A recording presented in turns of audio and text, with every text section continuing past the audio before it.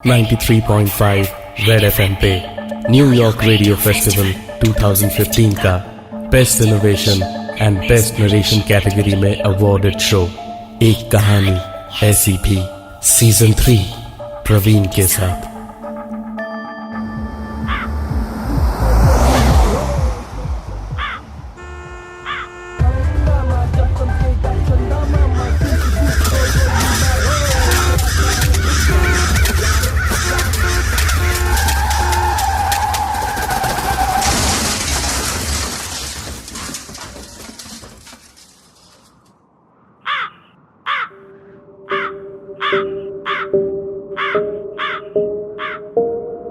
गाड़ी पता नहीं कैसे कब बेकाबू होकर एक बड़े से पेड़ से टकराई।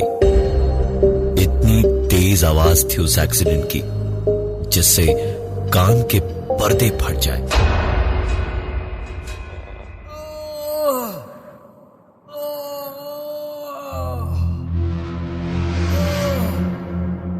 कौशिक चोट लगने से बेहोश हो गया था और रचित के पुकारने पर जब आंख खुली तो तकरीबन एक्सीडेंट हुए 2 घंटे बीत चुके थे। रोड से कुछ ही दूरी पर एक्सीडेंट हुआ था।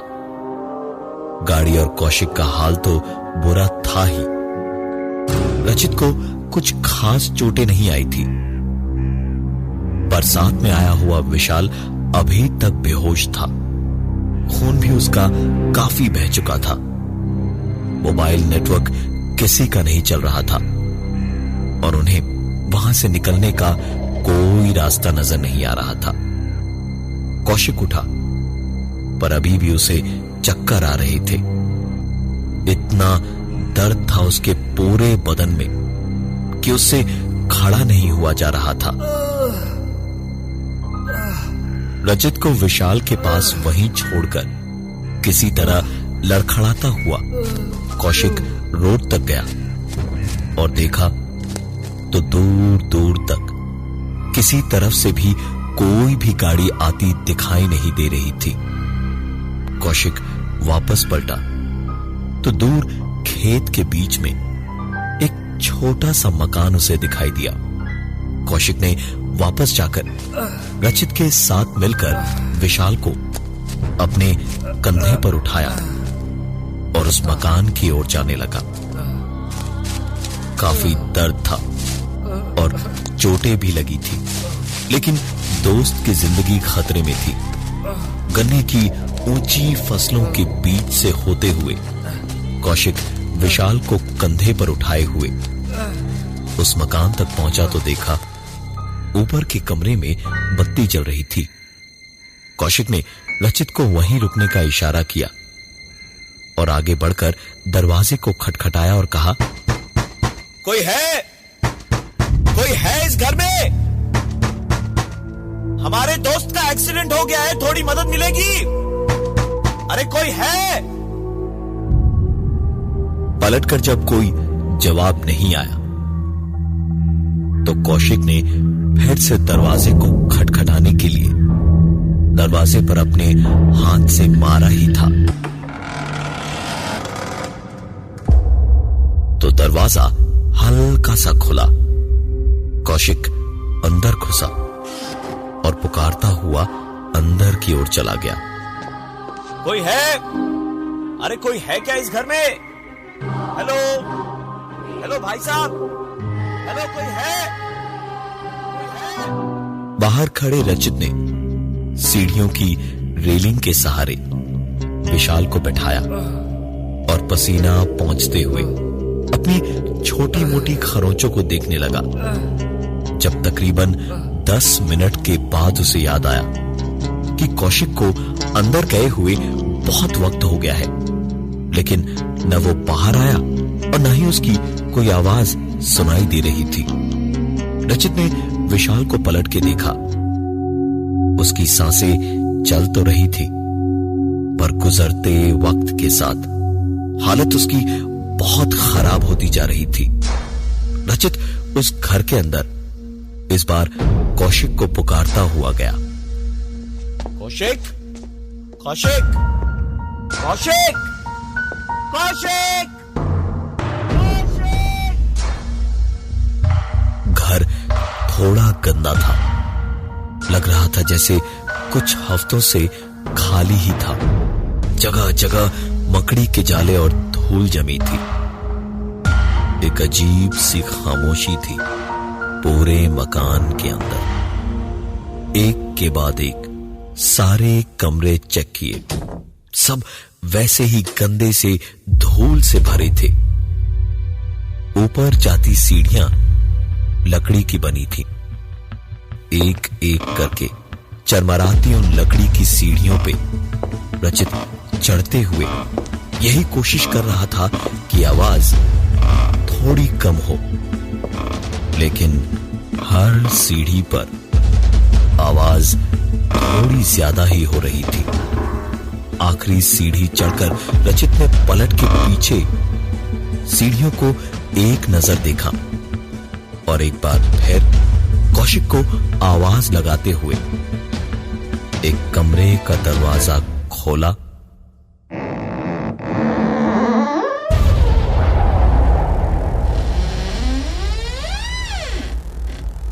तो बगल वाले कमरे का दरवाजा भी उतना ही खुला।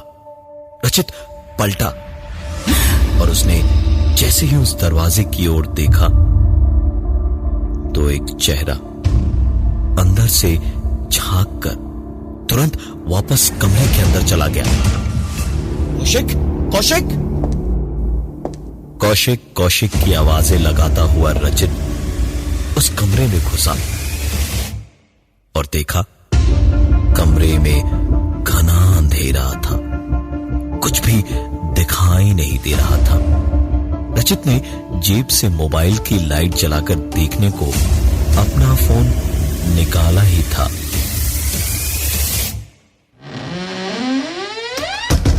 कि उसके ठीक पीछे कमरे का दरवाजा बंद हुआ और कानों में एक आवाज गूंजी, नहीं नहीं नहीं नहीं नहीं नहीं नहीं नहीं नहीं नहीं नहीं नहीं।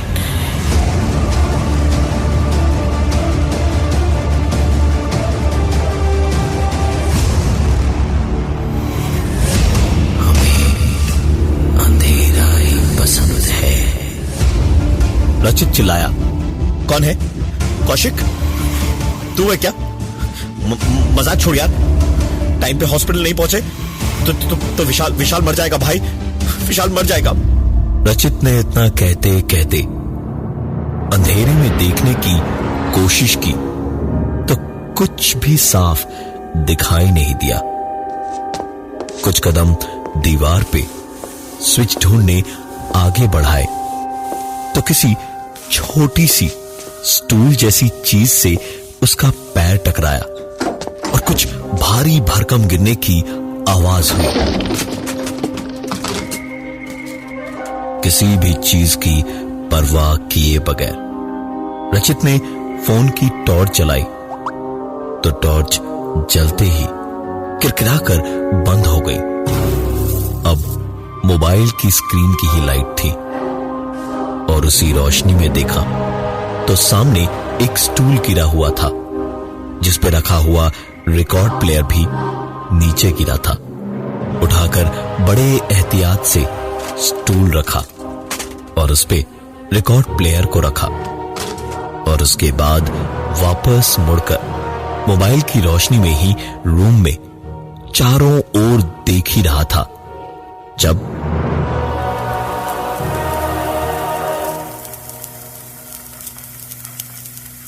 आवाज थी तो हल्की, लेकिन ऐसे सन्नाटे में रचित के बदन में दौड़ता हुआ खून उसे थमता हुआ महसूस हो रहा था।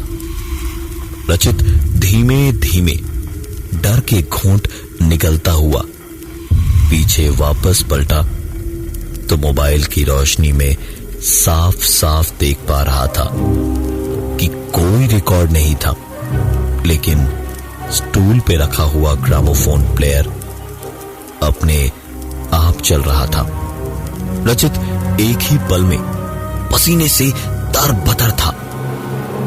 माथे से पसीने की टपकती बूंदों के बीच ही झुककर उसने एक झटके से रिकॉर्ड प्लेयर की सुई हटाई तो वो चलती हुई आवाज भी अपने आप बंद हुई।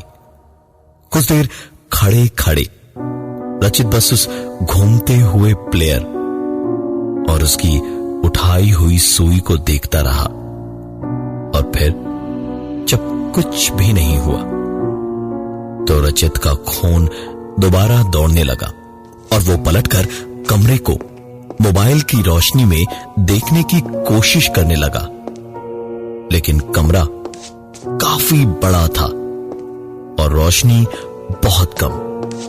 आगे बढ़कर इधर उधर दीवारों पर देखने लगा कि कहीं कोई दरवाजा हो, लेकिन सामने दीवार पर हर जगह उसे ऊपर से लेकर नीचे तक सिर्फ कई सारे नाम लिखे हुए दिखाई दिए और लिखाई किसी बच्चे की टूटी फूटी लिखाई जैसी थी। रचित नाम पढ़ता हुआ दीवार को खुले मुंह से थोड़ा डरा हुआ, थोड़ा परेशान और बहुत ही घबराए हुए अंदाज में देखता देखता एक दीवार से दूसरी दीवार पे पहुंचा तो देखा उस पे भी कई सारे नाम लिखे थे, वैसी ही किसी बच्चे जैसी हाथ की लिखाई में। अचानक ही घबराए हुए हाल में रचित की नजर मोबाइल फोन पर पड़ी तो देखा फुल सिग्नल आ रहा था। उसने तुरंत कौशिक को फोन मिलाया और फोन मिलाते ही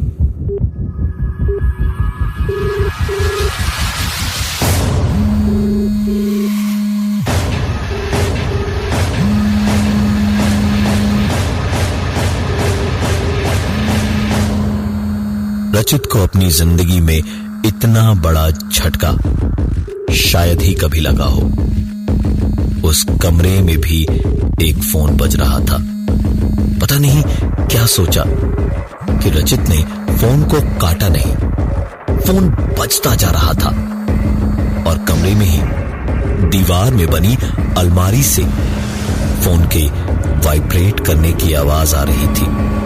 रचित ने अलमारी खोली। एक झटके से अलमारी को खोलते ही जैसे कोई एक धक्के से रचित को फेंक कर भागा और खुद भी शायद उसी स्टूल से आगे टकरा के गिर गया। रचित चिल्लाता हुआ उठा, कौन है? रुक जाओ, कौन है? कौन है? और मोबाइल की रोशनी में जब उसने उस तरफ देखा तो वहां एक बच्चा फर्श पर गिरा पड़ा था।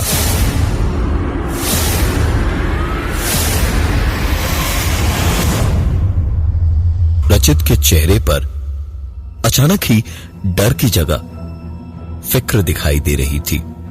रचित तुरंत ही उस बच्चे को जगाने की कोशिश करने लगा, लेकिन वो बच्चा जागना तो दूर हिल भी नहीं रहा था।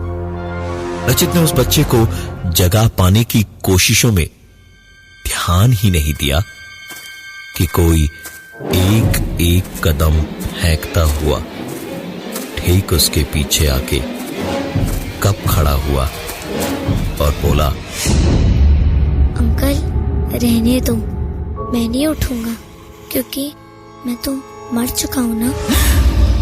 रचित तुरंत पलटा और डर, घबराहट, बेचैनी या खौफ कुछ भी महसूस कर पाए इससे पहले ही रचित बेहोश होकर वहीं गिर पड़ा।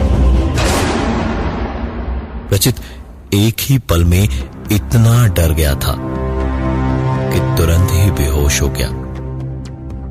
पर एक ही बात उसके दिल में थी, जो मांगे दे दूं, बस मुझे कुछ ना हो।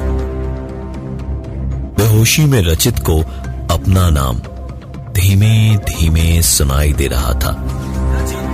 उसका नाम कोई बहुत करीब से उसके कानों में पुकार रहा था, जैसे धीमे धीमे धीमे धीमे।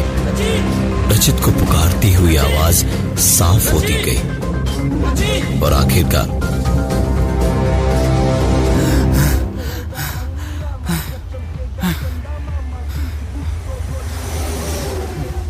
रचित अपनी नींद से जागा।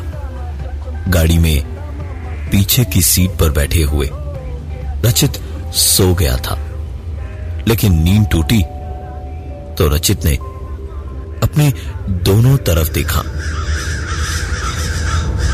वही गन्ने का खेत था, दूर दूर तक फैला हुआ। वही कौवे थे जिन्हें अभी अभी सपने में उसने देखा था। रचित पीछे से ही गाड़ी चलाते हुए कौशिक को बोलने लगा, कौशिक भाई गाड़ी घुमा ले। मैंने अभी अभी इसी जगह के ऊपर बहुत बुरा सपना देखा है भाई मोड़ ले। मेरी मान, हम दूसरे रास्ते से चलते हैं भाई, ये रास्ता बहुत खतरनाक है। कौशिक जोर से हंसा और उसने पलट के बोला, ये हमारे रचित साहब बहुत पहुंची हुई चीज है? आपको सब पहले ही दिखाई दे जाता है। कौशिक के इतना कहते कहते ही रचित, कौशिक और विशाल की आंखों के सामने वही एक नजारा था जिससे रचित के सपने की शुरुआत हुई थी।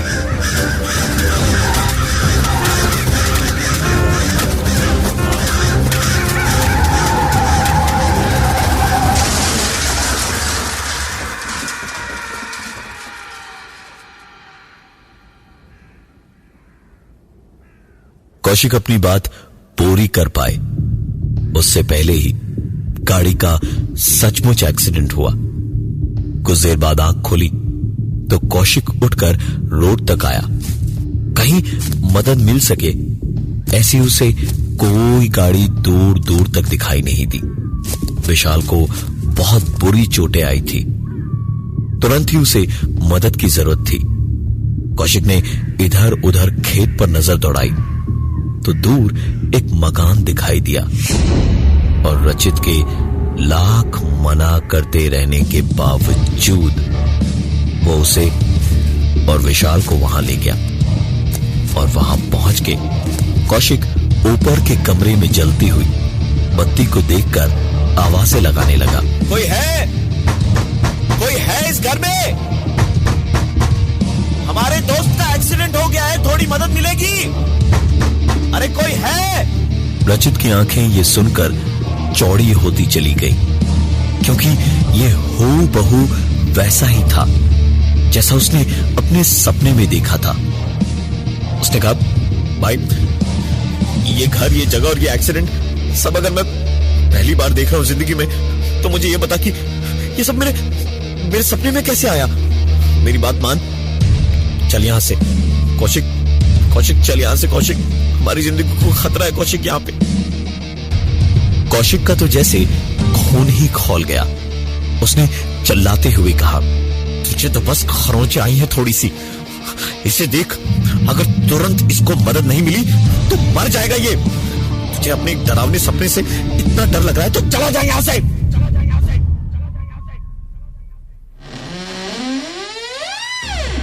कौशिक ने रचित को विशाल के पास रहने का इशारा किया और अंदर उस घर में घुस गया। और पीछे रचित, उसने बेहोश विशाल को सीढ़ी पर लिटाया और चुपचाप किसी शरीफ बच्चे की तरह एक सीध में चलता गया। और कुछ देर के बाद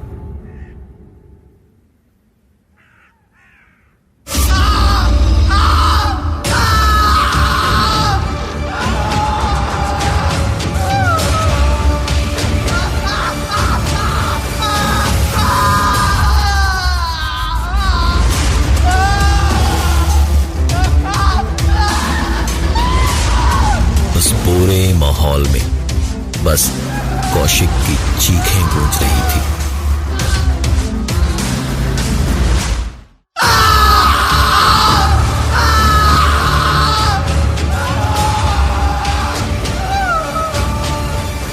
चीखें सुनकर विशाल की बेहोशी टूटी और कराहता हुआ इधर उधर देखता हुआ कौशिक और रचित को आवाजें देने लगा। कौशिक, रचित, कौशिक, रचित,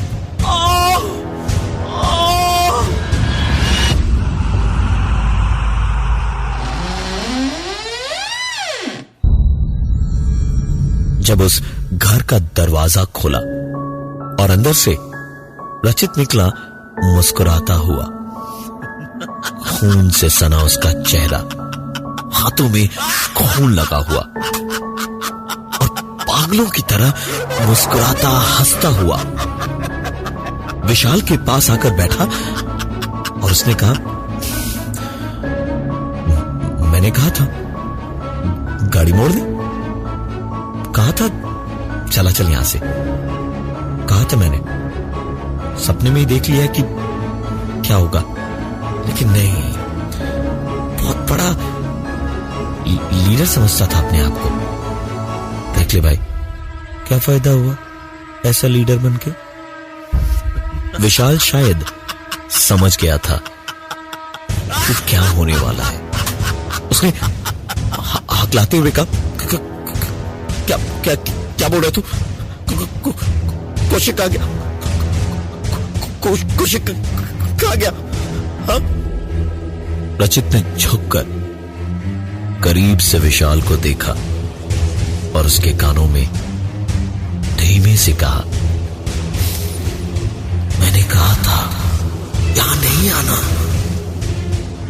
अब मुझे अपनी कीमत चुकानी पड़ेगी। विशाल को इतना बोलकर हंसता हुआ रचित पैर से पकड़ के घर के अंदर घसीटने लगा। विशाल की काफी हड्डियां टूटी थी, खून भी बहुत बह चुका था, बड़ी मुश्किल से हिल डुल पा रहा था। जब उसे इस कदर से रचित जानवरों की तरह घसीटने लगा, विशाल के हलक से भयानक चीखें निकलने लगी।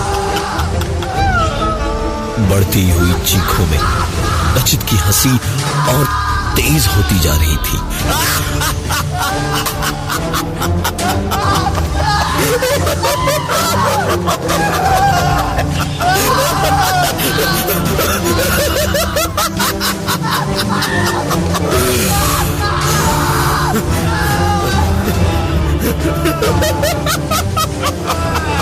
और आखिर में रचित ने विशाल को उठाकर उसी कमरे में बंद कर दिया जहां वो सपने में बेहोश हुआ था।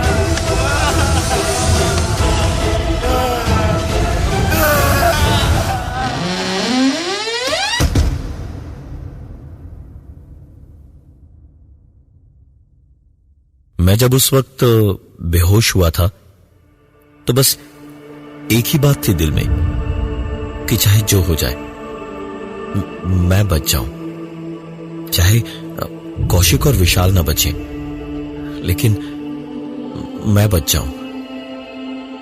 कहते हैं कि मौत का खौफ इंसान की असलियत दिखाता है। बहुत दिक्कत होती है, रोज रोज नई जगहों पर जाना पड़ता है। 4 नौकरियां 3 महीनों में बदल चुका हूं, अपना घर भी बदलते रहता हूं। पहले शुरू शुरू में थोड़ी दिक्कत होती थी, लेकिन अब नहीं, अब सब कुछ सीख गया हूं। अब तो नए दोस्तों से मिलते ही उन्हें मैं यहां ले आता हूं। मैंने जान बख्शने के बदले एक समझौता करवा लिया। इस घर में जब तक मैं लोग लाके देता रहूंगा, मुझे या मेरे आसपास किसी को कुछ नहीं होगा। लेकिन जिस दिन ये सिलसिला रुका, सब खत्म हो जाएगा। हर महीने कम से कम 4 लोग किसी भी तरह लाने पड़ते हैं मुझे। मेरा नाम रचित है, मैं आपसे दोस्ती करना चाहता हूं।